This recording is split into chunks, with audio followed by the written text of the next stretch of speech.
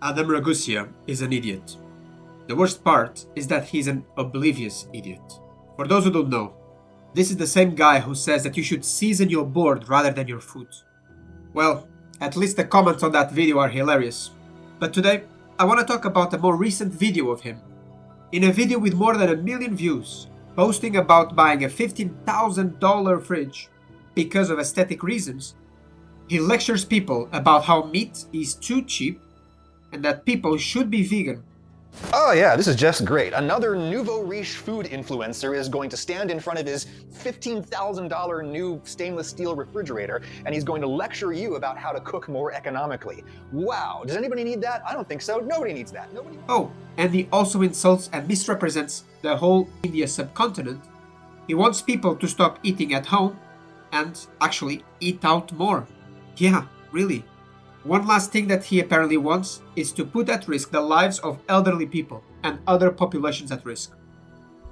Adam is what you would call a midwit.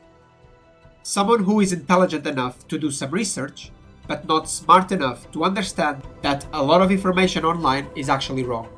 So, let's talk about it. But it is outrageously inefficient in terms of energy cost for getting like one pizza out of your oven. And if you're wondering, this is straight out of the personal responsibility lie that was sold to us by the energy industry. While you were drinking from mushy paper straws, others are flying their jets in order to save 20 minutes on a drive. The resources used by everyday people pales in comparison with those that have way more. He is basically telling people that cannot afford to heat up their homes that they are evil and being selfish while using their own ovens. Oh, but wait, says Adam. Let me sell you some useless plastic crap that will track your energy. Oh, and of course, it's a subscription model. And in order for this product to provide you with ChatGPT answers to your results and basic meal plans, you have to pay $200 a month. Yeah. No, thank you. it's not good. And if I do that, I'll wake up the next morning and on an empty stomach, I'll do my lumen test and I will still be burning primarily carbs and not fats. And that's an indication that I ate way too many carbs last night. And because I don't want that to happen, like I don't want to see myself get my bad score on my lumen in the morning, that provides me with some extra motivation to not eat the cookies. During the ad, Mr. Ragusea complains about his body burning carbs rather than fat. On a video where he tells people to eat carbs and sugar rather than meat. Is he really that stupid? That meat ought to be regarded as a special treat, not a staple food. Beans are like the ultimate staple food, especially in the modern. Why is meat so expensive, even in a country like the United States where the meat industry is subsidized in various indirect and direct ways from the government? And I'm not sure how I feel about that. Mr. Empathy here says that being poor sucks, but also that eating meat should be an occasional treat, because meat should be way more expensive. You absolute buffoon. Adam basically is vouching for meat to cost more. Do you know who will buy it less? Poor people. You think rich people will suffer and abdicate of meat when prices are rising? You think rich people will buy less meat? Meat is not just the nutrients that it gives us. It's an integral part of our traditions, our culture, our happiness, family gatherings, and sometimes the only good thing that we have at the end of a harsh day. You really think you can replace that with beans? And of course, do you really think that meat is the only thing being subsidized? So you want poor people to either be poorer or you want to take away some of their limited pleasures that they have. That's not very considerate of you. Beans. It's because meat is like a secondary product, right? The primary product is the plants that you grow in order to feed the animals that you then grow into meat. You could skip the middleman there and just eat the plants that come out of the ground before you feed them to the animal, and that would be a much more efficient system and also probably a lot more environmentally sustainable. Adam proceeds to spout the nonsense of the middleman. We've all heard it before.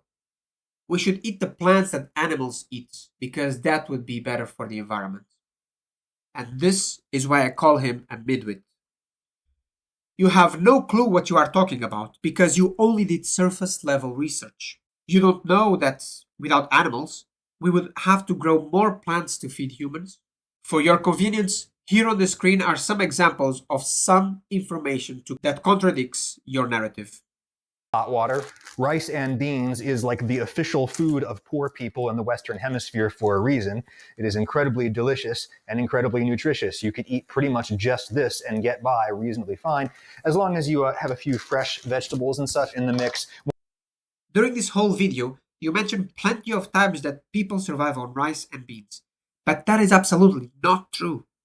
Yes, a lot of them have it as a staple, but in South America, for example, there was always some meat to go with the beans, even if it was a little bit.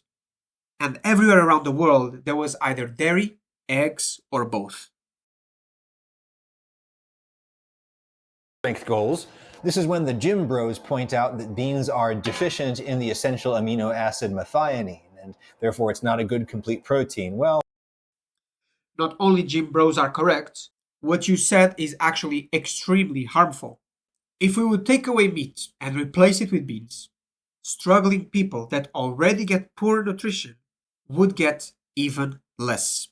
What about older people that can't eat as much and suffer from sarcopenia? Taking away meat from them would be disastrous for their health. And here's the best part.